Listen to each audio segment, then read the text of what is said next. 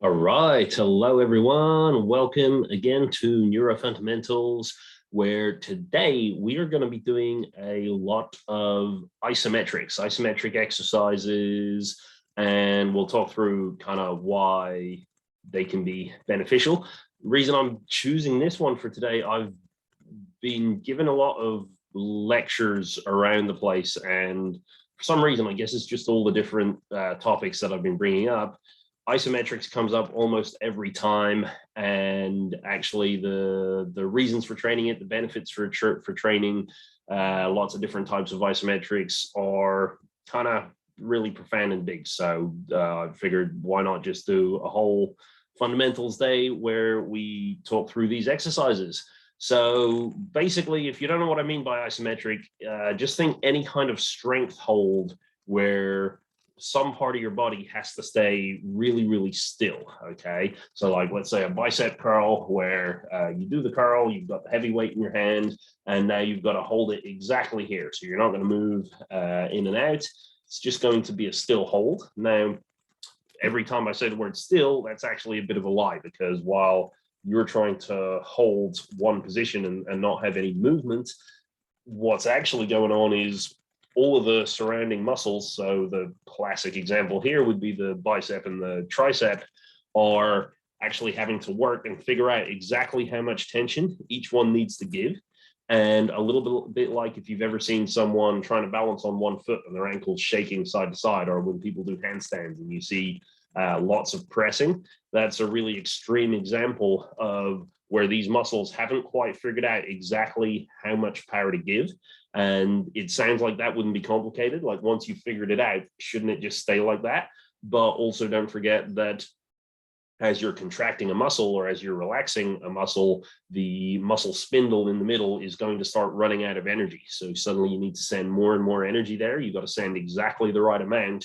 So it's got just enough to contract exactly the right way. And on the other side, it's not the muscle spindle because the muscle is relaxed, but it's the Golgi tendon organs on the other side that's trying to force this relaxation, and that takes energy too. So really, when you're holding still isometric strength holds and positions, there's actually a lot of work going on. And in the fitness world, they always say, isometrics are where you want to start, because that's the safest beginner exercise. For some people, actually not all the time. So when you start to have issues with your cerebellum, which deals with really precise coordination, you will start to find that holding isometric exercises, you end up with serious muscle pains the next day. And also if you have any frontal lobe issues, so things like ADHD, just poor focus, lots of impulsivity issues, you'll find that actually it becomes a little bit harder to work on this coordination, because that involves ignoring kind of all the other distracting stimulus that's coming in.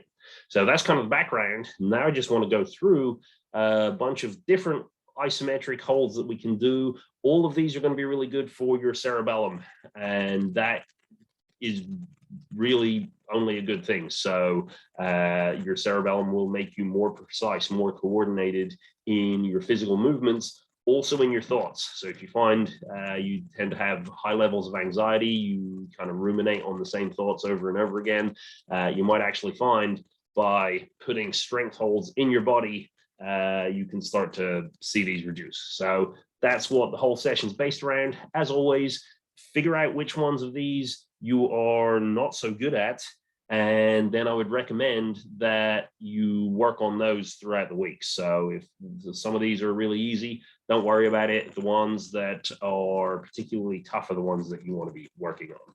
So we'll start nice and easy. As always, we're going to start with some breathing exercises. Now, the obvious breath isometric is going to be a breath hold. We're going to do a more advanced one in a minute, but for now, all we're going to do, breathe in, breath hold. We're going to try and hold it for 30 seconds and just stay as still as we possibly can in our body. When you're doing this, you might want to close your eyes as well, so your eyes aren't being distracted by anything. But let's go full on meditation style. You're just going to do breathe in, hold your breath, stay totally still, and just try not to have any movement.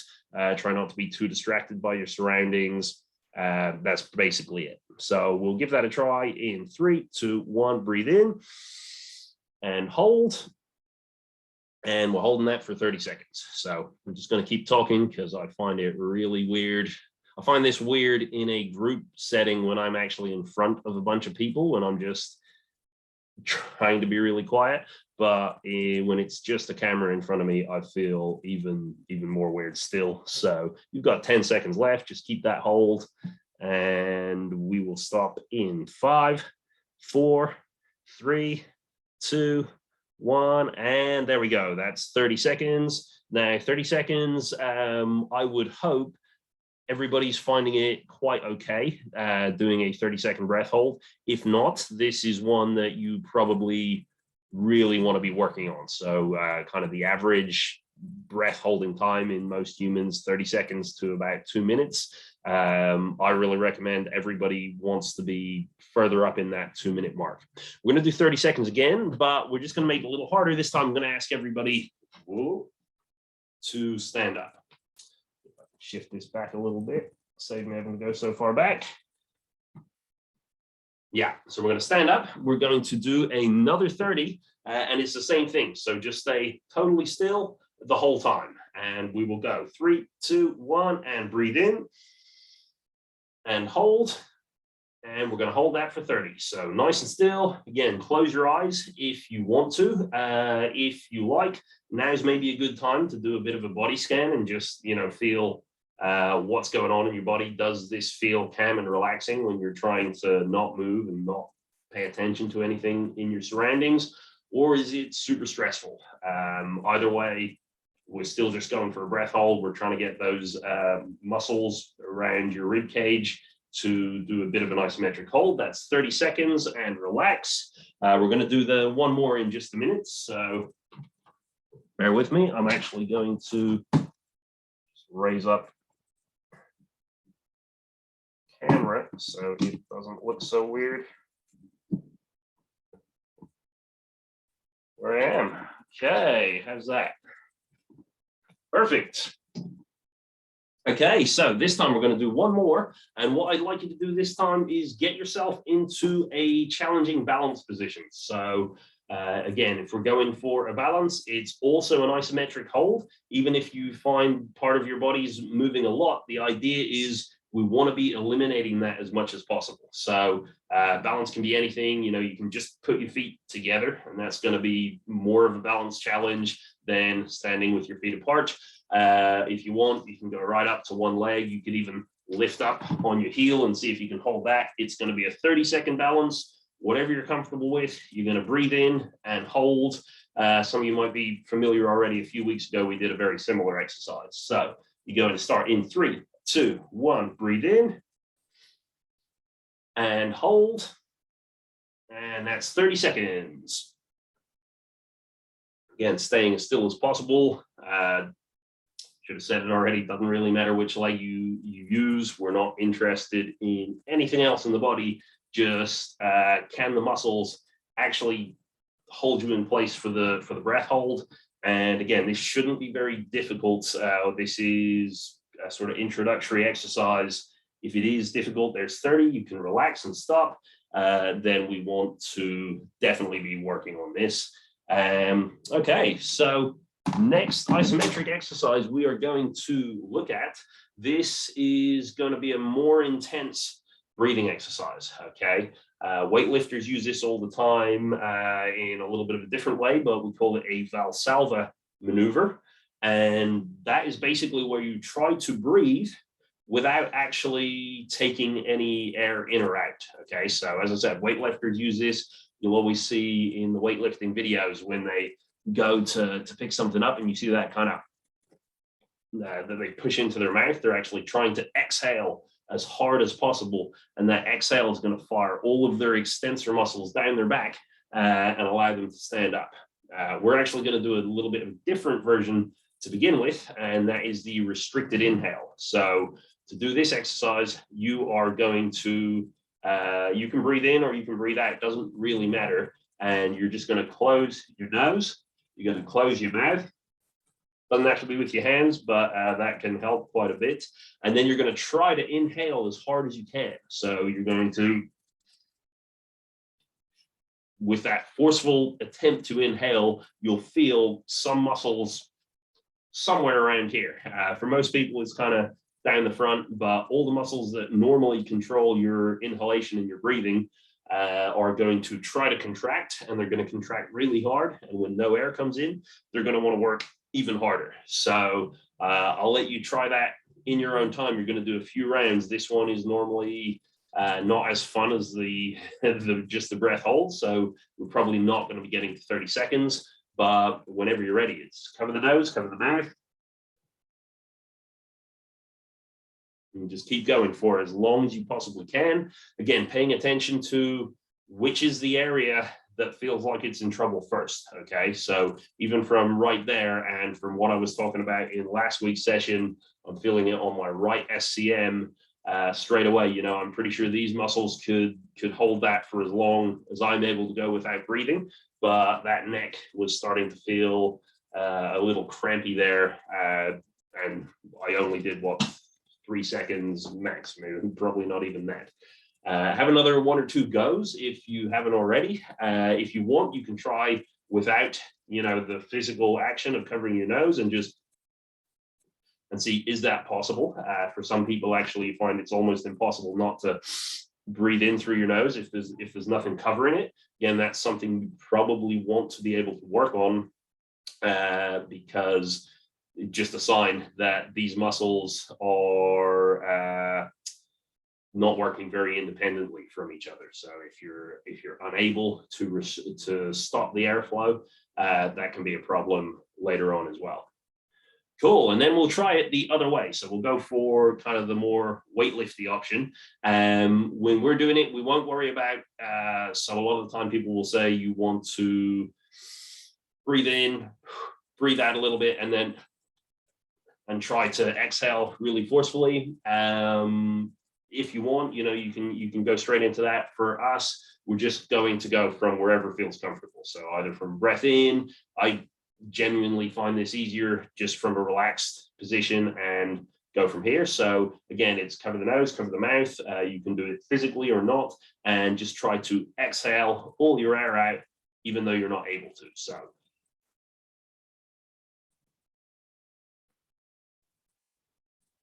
cool. And what you'll probably find there, definitely the abs. If you're able to feel your diaphragm contracting, then you'll probably feel that a little deeper down. Some of you may even feel this as low as your hip flexors starting to work. Some of you, again, possibly in the neck.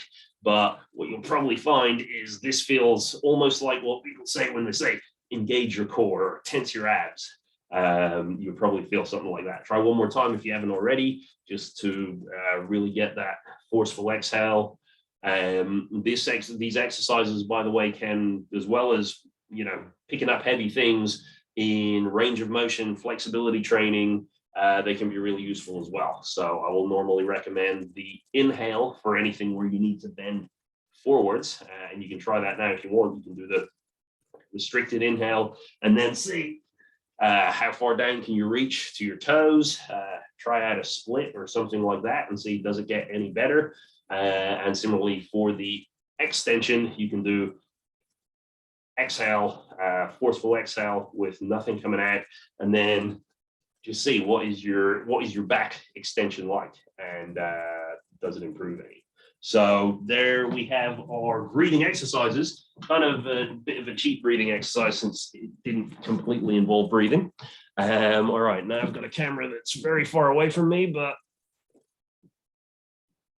there we go. It's a compromise. Cool. All right, so we'll just build into the idea of doing some kind of isolated body isometrics. And the additional thing I'll say here, so as well as all these muscles trying to coordinate with each other, the longer that we're holding these exercises, the more individual muscle fibers are going to start running out of fuel. And when they run out of fuel, if you want to keep that muscle under contraction, then other muscle fibers are going to have to start to be engaged. So a lot of the time you'll find The early ones, the ones that you use most often, get the fuel first. Then if you can do it for a little longer and a little longer and a little longer, then you'll find all around all these other muscles are going to be engaged. We're going to go on that principle. We're just going to try and do kind of left limb, right limb for quite a long time. And all this is going to look like is you're going to make a fist, you're going to extend in your wrist, you're going to bend in your arm, so it's like a full bicep curl. You're going to pull your elbow across your body a little. You're going to lift up, so try to get your elbow about 90 degrees. And then from there, we're just going to squeeze everything. And we're going to try and squeeze this as hard as we possibly can, thinking every single part of our body wants to be under tension as hard as we can.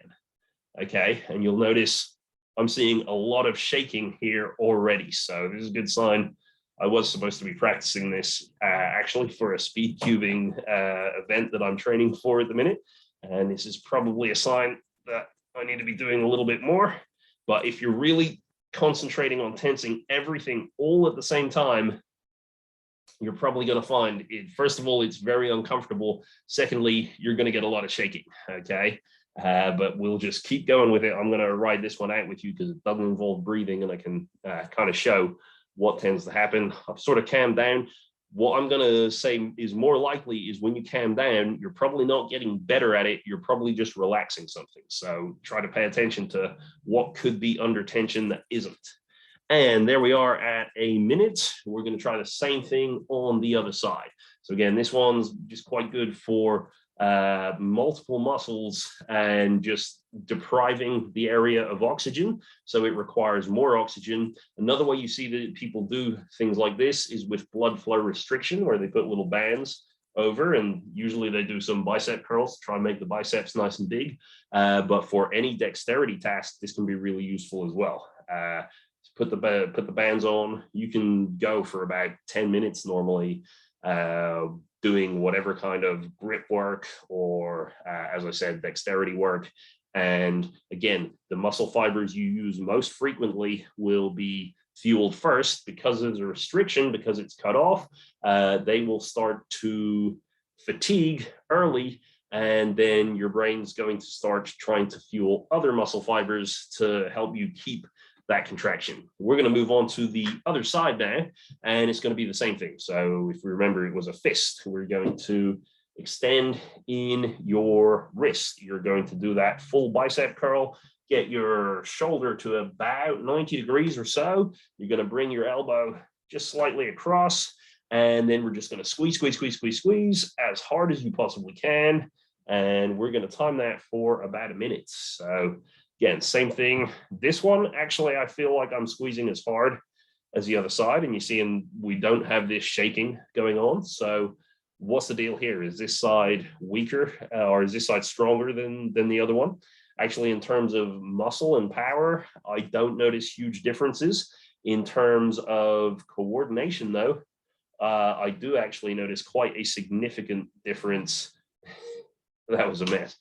Usually I don't do it while I'm trying to concentrate on the other side as well. But yeah, don't be surprised when you're trying to do these full body isometrics.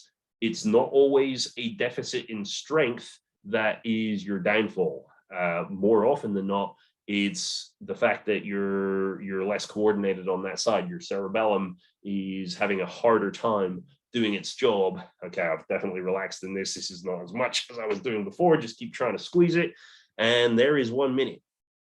We'll only do those ones once. But again, if you saw a significant difference between sides, that's a good sign that either you want to do more isometric training on the weaker side, the less coordinated side, the one that's doing all the shaking.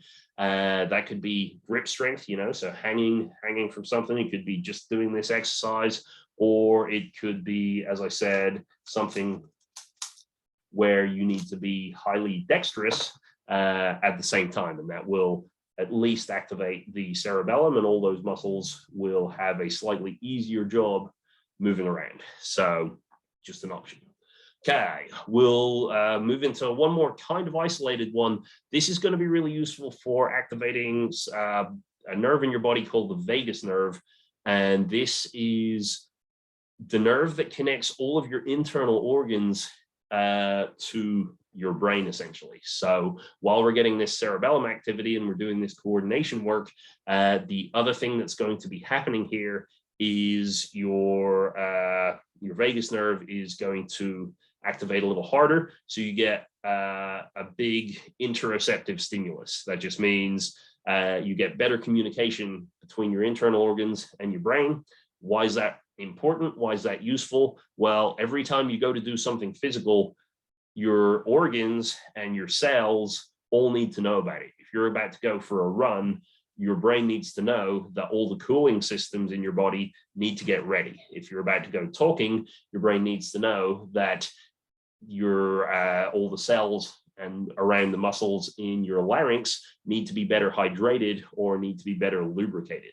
That's almost the entire idea behind the traditional sports warm-up, is you're telling your body, I'm about to do this high intensity stuff. You better get ready to make sure that everything's lubricated, it's hydrated, it's at the right temperature, and that we start cooling it down early, because once I start moving, if things get too hot, lots of cells and lots of things are going to die on the inside. And if that keeps happening all the time, that's really not good. So another reason, again, why you might want to do this exercise, it's quite simple. Basically just involves, you're going to take your hands together, you're going to lift your shoulders up nice and high, you're going to press in super hard. So it's gonna, you might feel like your pecs and your chest are doing a little bit of work. At the same time, you're going to take your tongue and you just want to make sure your tongue is resting right up in the roof of your mouth. So the way that we'll normally teach people to do this, you take the tip of your tongue, it's going to press just into the top of the top teeth. So right up the very top, you're going to be pressed into the roof of your mouth. Don't have a good way to show you this in a demonstration. All I can say is I'm doing it now. So tip of the tongue to the back of your front teeth. Then you're going to do a nice big cheesy smile, and then you're going to swallow. And once you swallow, wherever your tongue is sitting, you'll probably find it gets like it's sucked up onto the roof of your mouth and it feels like it's pulled in there. Where your tongue is sitting, you're going to forcefully just push it up into that position as hard as you can, okay? Normally, I'd recommend you want to just stay in this position the whole time. So if you haven't tried it already, give it a try now. So that's tip of the tongue to the back teeth, cheesy grin, swallow. Where your tongue is sitting, normally, that's where you want it to be sitting all the time. If you're breathing through your nose normally, then that shouldn't be too much of a problem. But if you're finding actually it feels uncomfortable to hold it in this position, or when we do this exercise for a full minute, if you're not having a good time, that might be something to just bring more awareness to throughout your day. Can you be holding your tongue there? And as I said, for this exercise, we're actually going to push like super hard up into that part of your mouth. So we're getting a bit of an isometric from here, but also a little bit from your tongue as well. So I'm going to get everybody to get ready. So it's kind of prayer position, elbows nice and high, shoulders raised, and then you're going to press in nice and hard, get the tongue pressed up into the roof of the mouth there. And we're just going to hold. And this one, feel free to take quite deep breaths, okay? So you can breathe nice and fully all the way in, all the way out. You might find that with all the tension in the upper chest area, if you're normally a shallow breather, if you normally breathe quite a lot into your upper chest, actually your diaphragm is now more free. So you're going to be able to send more breath through your diaphragm by doing this position on the top. But just keep going. We've got about another 20 seconds left. And again, nice and hard. So you want to be pushing as hard as you possibly can. If you want as well in this one, you can do the diaphragmatic breathing and then finish it with a breath hold. We won't do that today because I didn't tell you till 5 seconds before the end, but it's another option. Cool. And there is 1 minute again. All right, so let's start bringing this into some full body movements, and we'll start with some extension and rotation. So I'm going to move this chair out of the way. I don't think I need it for the rest of the session. Gonna get this guy a little higher up. Okay. Okay, great. So what we're going to do now, we're going to look at a standing rotation extension. All that means you're going to stand up. You're first of all just going to find where is it comfortable to balance without any tension in your body. So like move yourself around, do whatever you need to do, get rid of all the tension that you possibly can. And then you're just going to lean. So you're going to lean slightly forwards. You're going to lean slightly backwards. At a certain point of leaning backwards, you'll probably find somewhere on your shins or your thighs, it's going to tense up really, really hard. If you get there, you've gone too far. Okay, so you just want to find how far back can you comfortably go where everything's nice and relaxed. And then from here, we're just going to rotate around as far as you can to one side. And when you get there, you're also going to go as far as you can with your head. Okay, so we're just going to lean this way. Once you get there, we're going to do a little sideways lean. So you're going to lean into that side. And now what we're doing, we're just engaging all the extensor muscles in your back down one side. If you're not sure which direction to do this, if one side was much more shaky than the other, you only want to do that side. So we're going to do this 2 times and you'll do it both times to that side. If you find both sides were pretty equal, then we can do both ways. So yeah, we're going to time this. This one's just going to be about 30 seconds and we're going to rotate around as far as you can possibly go, as far as you can possibly go with your head. And we're just going to hold it there. So just stay in that position for about 30 seconds. Now, if you're on our membership, if you're already have this in your program, you may know this is a little bit of a different version of this exercise. So in your program, a lot of you get the one where you have to move as far around as you can go with no tension. And most of the time, it's better to teach yourself to move with as little tension as possible. Since we're looking at isometrics today, though, we want to be getting the maximum tension in all those muscles. Let's leave it there. That is 30 seconds. And then we're going to do it another time. So again, if you were even on both of those isometrics, we're going to turn it around to the other side. If you were not, then go the same way again. So towards the more shaky, weaker side. In my case, that was the left. And we're just going to do the same thing again for 30 seconds. So you're going to rotate yourself around and let's go. So trunk all the way around, head turned all the way around. Feel as much tension. You should probably be feeling something in your neck. You should probably be feeling something in your upper trunk, maybe around your back. Some of you may also be feeling tension around your hip or your ankle or shins or thighs. If you are, just bear that in mind. When you're trying to do this rotation, there's potentially something there that's sticking it or blocking it. Okay, let's relax there. That is great. Cool. All right, so we'll just do a couple more things. I actually didn't check what time I started this at, so this may be a really short one. It might not, but there we go. So next thing we're going to do is just with your legs, we're going to practice pressing out. We're going to practice pressing in, okay? And I'm going to let you do this to your own degree of comfort. So you can press, basically imagine you're trying to slide all the way out to do the splits, but the friction on the carpet is preventing you. So your legs are trying to push out the way just as hard as you possibly can. And then we can try pressing in the way as hard as you possibly can. And again, just see how long you can do that where you stay comfortable. And then once it's no longer comfortable, you're going to press back out in the other direction.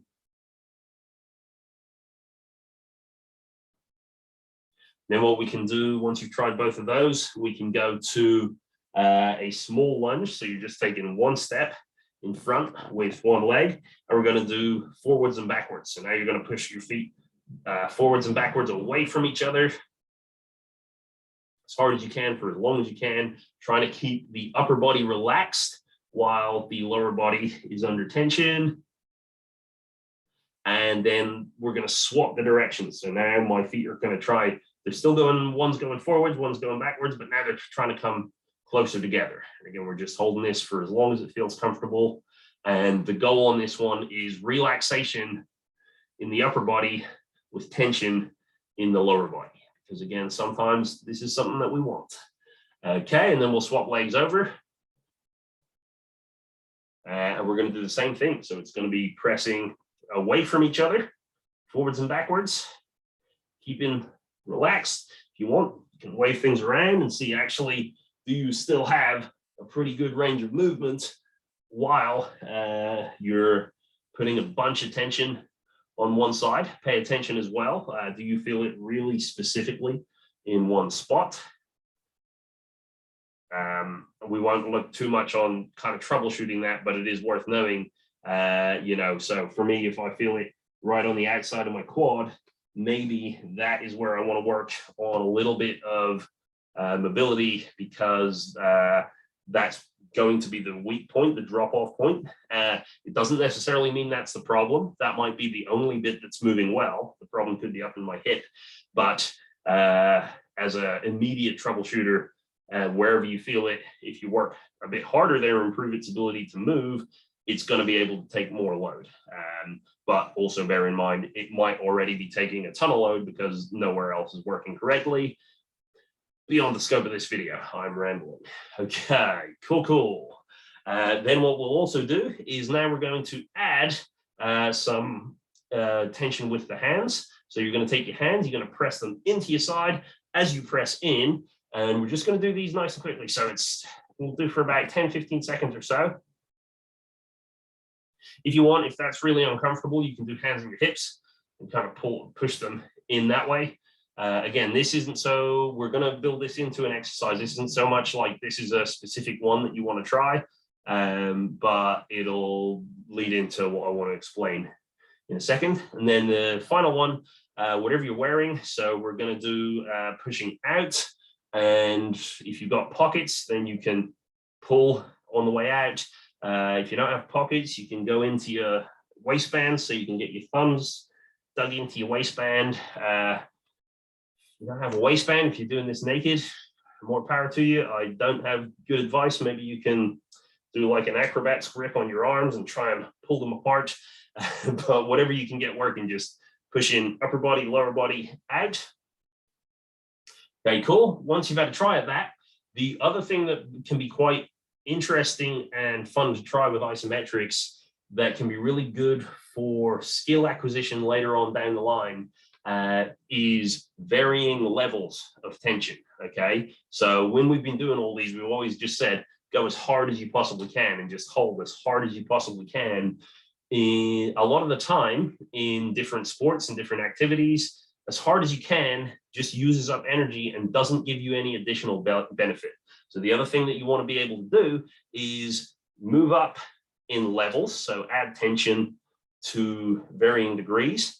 And if you get really advanced, you should also be able to move down in the same increments. That's usually much, much harder because you've given a huge ton of energy and it becomes really difficult to just relax a little bit.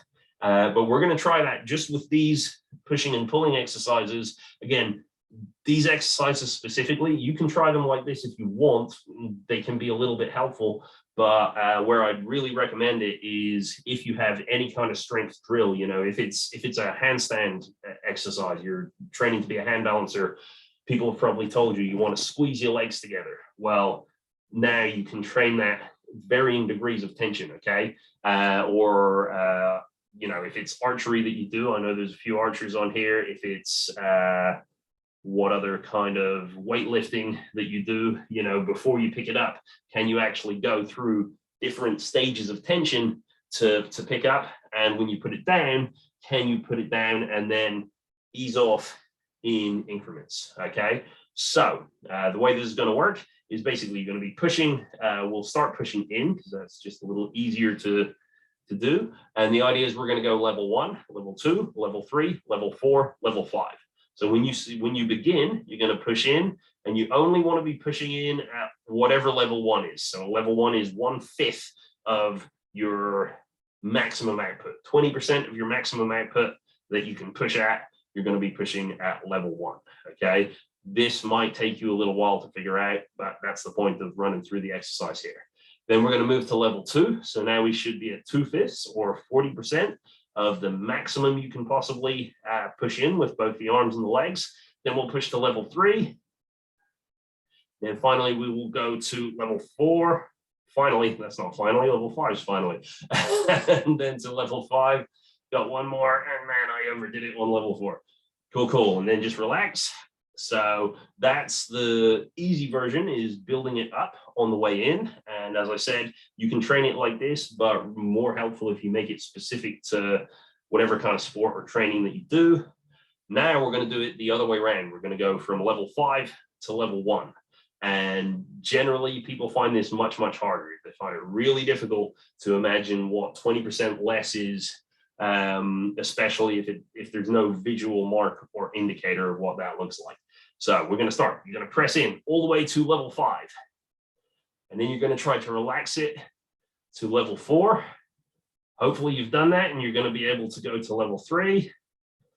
Then we're going to ease off to level 2, level 1. So remember, level 1, there still should be some resistance, and then down to 0. Let's just try the same thing, this time on the pull. So either pulling with your arms, hands in your pockets, try and press out, thumbs in your waistband. If you're near a door or a wall, you can also press out into the door frame, into the wall. You could also be doing this on the floor on all fours, so you can be pushing your hands up and your feet down. Anything kind of goes. So we'll do the same thing. So now it's going to press into level 1. Then we move up to level 2, to level 3. Hopefully no one's going to tear their trousers off. Level 4, level 5, maximum. Okay, let's see if we can just go straight from level 5 to level 4 here without relaxing. Level 3, level 2, level 1. Cool, cool. And that's all we'll do on that. I just want to do one more exercise for isometrics, and that is going to be with some vestibular balance work, okay? A lot of the time when we're teaching vestibular work, I'm usually talking about moving your head, keeping your body still, or keeping your head still and trying to move your body, or if you want to go really advanced, staying in one position and moving your head and body around, which evidently I'm not very good at. Lost my train of thought. What am I talking about? Yeah, but actually we're going to look at some isometrics that are very closely linked with the vestibular system, okay? This is your vestibulo-colic reflex, and basically as you're walking through space, it is what makes sure that your head isn't kind of bobbling around, okay? Have a note, if you're in a densely populated area, if you're in a town center, look around, watch people as they walk. You will probably quite often see at least one person whose head almost looks like it's not well attached onto the end of their body. And that can be a really big problem for your vision. Almost all the time, you'll see that person has glasses or something, because if your head's bouncing around, your eyes don't get very long to try and focus on things. And because of that, your body's going to say, you know what, well, maybe you just shouldn't try and focus on things. And it's going to relax. The lens in your eye is going to relax, not going to be able to see so well. But also this has a lot of big implications for our posture. So if we want to change our posture, improve our posture, this vestibulo-colic reflex can work really well. So to do it, we're going to take both your hands up to your forehead, and then you're going to imagine your head wants to bend forwards. Your hands are going to resist. You're just going to press as far forwards as you can, like this. Okay, and it might not feel like it, but what's happening when you do this reflex, when you engage this reflex and your neck muscles tense up, your body assumes the rest of the body is trying to follow. So even though your muscles might feel relaxed, what you've done by pressing in here is engaged all of the flexor muscles in the body. So as an example, this is one I give to a lot of people who struggle with front somersaults in acrobatics. If they engage this right before they do their run and their jump, they usually find it a lot easier to tuck in, because all of those flexor muscles got engaged and ready for action. We can do the same thing for extensor muscles. So a lot of physios, when somebody complains of forward head posture or kind of slumped shoulder posture, they will give them exactly the opposite. So either it'll be with their hands, so a lot of the time it's with a resistance band. You're going to get hands into your neck, you're going to press backwards, nice and hard, and just hold. And again, you may feel like all the muscles are relaxed. If you do, that means you got very good conscious control over those muscles. You might feel like they're all tensing up. That is what's happening either way. So whether you feel it or not, those muscles have now been primed. But we do want to get it that you can put a lot of force going backwards into your neck while keeping these extensor muscles relaxed. But afterwards, if you want to try your extension, you might notice that it's got a little bit better. Finally, we can do the same thing on either side. So we can take head and we can press into the side and just hold for as long as we can.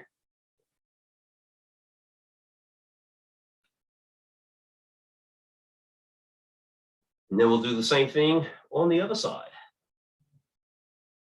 And just like the front and the back, these ones are going to facilitate either extensor muscles on one side of the body only, or muscles for rotation. So we want to get better at turning left, then we want to press into the left side. Cool. If you want a nice quick assessment to find out if any of these might be really useful for you, one of the things that we can do is the Fukuda spot march. So again, some of you might already be familiar with this exercise.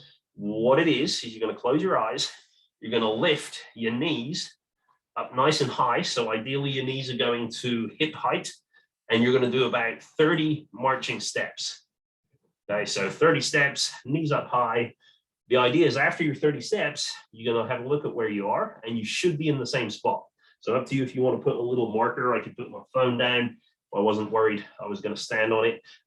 You can put a soft bit of tape, bit of paper, anything like that. Hopefully something that you're not going to feel with your foot, or something that you're not going to break or slip on. And you're going to take your 30 steps, and then you're going to notice after those 30 steps, are you still in the same position, or have you gone one direction?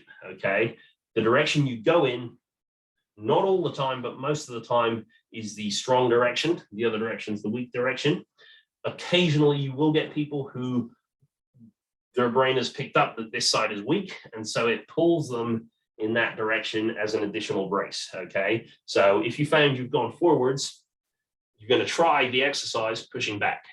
If you went backwards, you'll try pushing forwards. But if that doesn't work, try it the other way around, because you may be in that other category where your body's bracing.